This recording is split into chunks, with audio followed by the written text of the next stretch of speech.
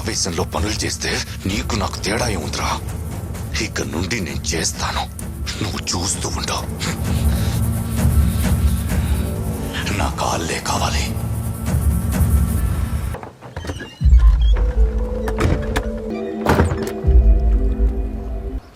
ఎల్లుండి పెళ్ళంట కదా, పిలవటానికి వచ్చావా? మళ్ళీ ఇది మనం కలిసే ఆఖరి సారవచ్చు.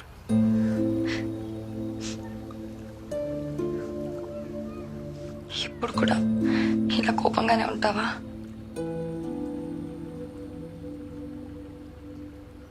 నువ్వు నాకు నీ ఇష్టాన్ని చెప్పకపోయి ఉంటే ఎన్నేళ్ళైనా నా మీద ఇష్టం అలానే ఉండేది కదా. ఇవన్నీ ఉండేవే కాదు.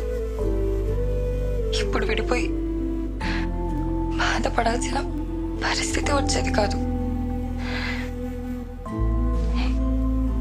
ఇప్పుడు కూడా ఇక్కడ వరకు వచ్చానంటే రేపు నాకు పెళ్ళి ఊరికి వస్తే నువ్వు నన్ను ఎప్పుడులానే ప్రేమగా చూడాలి. చూస్తావు కదా, ఎవరు ఎలా పోయినా సరే మనం ఇలానే ఉందామనే అంత ధైర్యం కూడా లేదు నాకు. మన ప్రేమ నీ ప్రాణం మీదకి తీయకూడదు మళ్ళీ. అలాంటిది ఏదైనా జరిగితే ఆ బాధని నేను జీవితాంతం మోయాలి. అది నేను తట్టుకోలేను.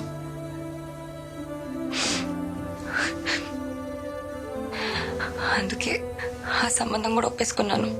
ఇష్టం లేకపోయినా తను ఎలాంటి వాడైనా సరే భరిస్తాను.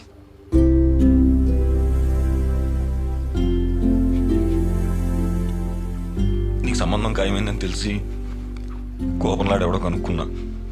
సానా మంచోడంట, నిన్ను బాగా చూసుకుంటాడేమో. నీకంటే బాగా చూసుకుంటాడా మళ్ళీ? నీ టైం అవుతున్నట్టుంది, వెళ్దు. మళ్ళీ ఓ 10 నిమిషాలు లేట్ అయితే పెళ్ళేం ఆగిపోదు.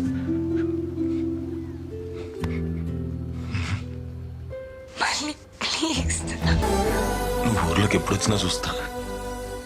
కోపంతో కాదు, ఎప్పట్లానే ఇష్టంతోనే. ఆఖరిసరి కలుసుకున్నానన్నో ఏడి తిని ఏడు మొహమే గుర్తుంటుంది. కాస్త నవ్వేసిల్లు.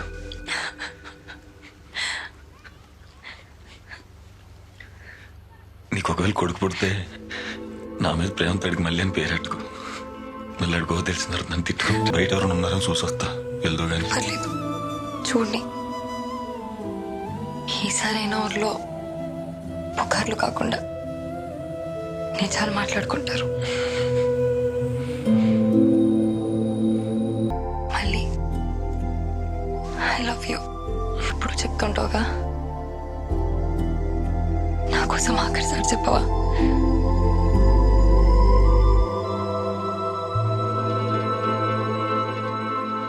I love you Lakshmi. రేపు ఒకవేళ నా కూతురు పడితే అది నన్ను తిట్టుకున్నా పర్లేదు. దాని పేరు మాత్రం లక్ష్మి. జాగ్రత్త చూసుకుంటా బాబాయ్. ఏమైంది? అక్కేమైనా కనిపించిందా? అక్కింటికి లేదా? లేదురా, రాలేదు. పద్మ ఇంటికి రాలేదా? లేదయ్యా, పొద్దున అనంగా వెళ్ళింది, ఇంకా రాలేదు. నాకేదో భయంగా ఉందయ్యా. భయం ఎందుకమ్మా, కంగారు పడుకో, వచ్చేసుద్దులే. నువ్వు ఇంటికెళ్ళు. నువ్వు ఇంటికెళ్ళు. ప్రసాద్, అమ్మని ఇంటికి తీసుకెళ్ళు. మీరు రండిరా. అన్నయ్య, పద్మీట కనపడిందా? లేదురా. నువ్వు చూసావు అన్నా? చూడలేదన్నా.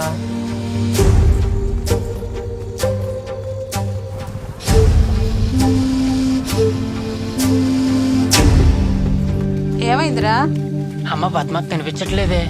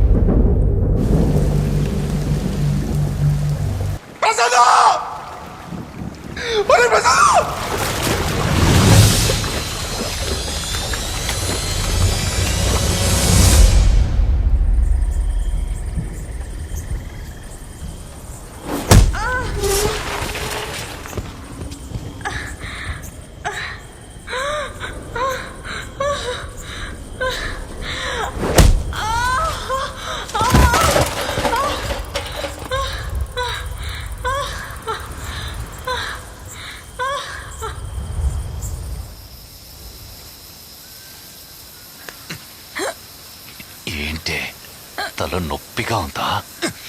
మరి రోజు నా ఇంటి ముందు కూర్చొని డప్పులు కొడుతుంటే నాకెంతుండాలే నొప్పి.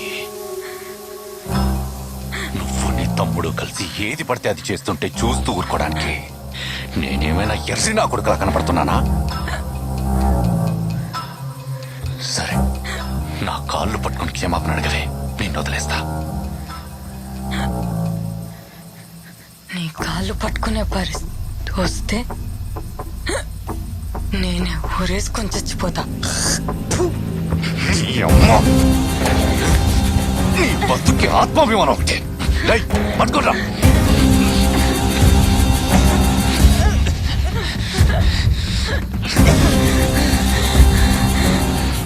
దాహం వేస్తుందా?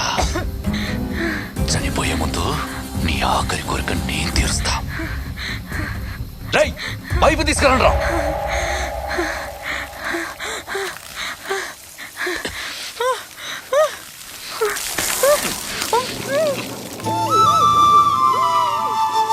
మనం ఏం తప్పు చేసామే? అన్ని పనులకి హింసే సమాధానం కాదని చెప్పిన నిన్నే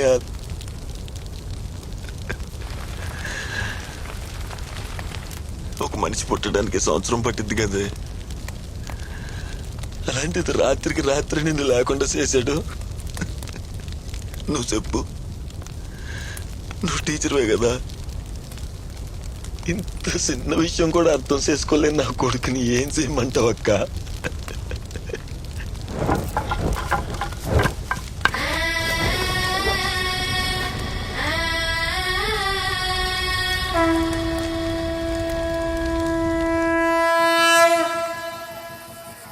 ఇది మా అక్కని చంపేప్పుడు మాత్రం నీకు ఇలా దండం పెట్టడవరా? అయినా నేను చంపితే మాకేం మిగులుతుందిరా? కూతురు చచ్చిపోయి కొడుకు జైలుకి వెళ్తే అదిగో ఆయన అనాథైపోతాడు. చంపేస్తాను, నేను చంపేసి జైలుకి వెళ్ళిపోతాను. మళ్ళీ ఎట్టకి ఎవరు లేరు కదా, ఎవరు లేరు కదా. సంజయ్ సంజయ్, ఒకప్పుడు చెడ్డోని చంపితే వాళ్ళు దేవుడు అంటారా? మనలాంటి ఎంతమంది చెడ్డోని చంపినా మనల్ని హంతకులేనే అంటారా? నువ్వు హంతకుడు అవటం నాకు ఇష్టం లేదు. అయినా నువ్వు జైలుకి వెళ్తే ఊర్లో గోడ మీద ఉన్న పిచ్చి గీతలను ఎవర్రా బాగు చేసేది? ఈ అంబాజీపేటలో నువ్వు ఉండాలి, నేను ఉండాలి, ఈడో ఉండాలి. ఊర్లో ఏదైనా తప్పు జరిగితే మనం ఉన్నామన్న ధైర్యం ఉండాలి. ఎవరికైనా తప్పు చేయాలనిపిస్తే ఈడికి పడే గచ్చ పట్టిద్దని భయపడాలి. ఈడి కొట్ల అమ్మా,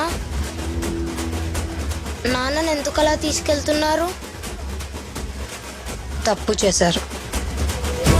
అలా పగతో ముగించాల్సిన కథని పరిష్కారంతో ముగించాం. అప్పటి వరకు వెంకటని చూసి భయపడిన ఊరు ఇప్పుడు తన పరిస్థితిని చూసి నవ్వటం మొదలెట్టింది. ఊరి నడిబొట్టులోనే ఆడికొక జైలు కట్టింది. అది జైలు మాత్రమే కాదు, ఆడి బతుకు మీద మా అక్క సమాధి. తప్పు చేస్తే ఎంత బలవంతుడైనా సరే శిక్ష అనుభవించాల్సిందే అన్న ఆలోచనకి పునాది. లక్ష్మి, లక్ష్మి, బారసాలకని వచ్చాం. అవునా? మంచిది.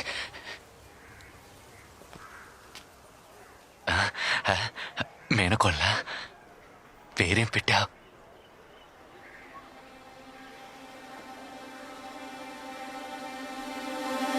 ఇక నుంచి పద్మ అనే పేరు ఈ ఊర్లోనే వినపడతావు. పద్మ.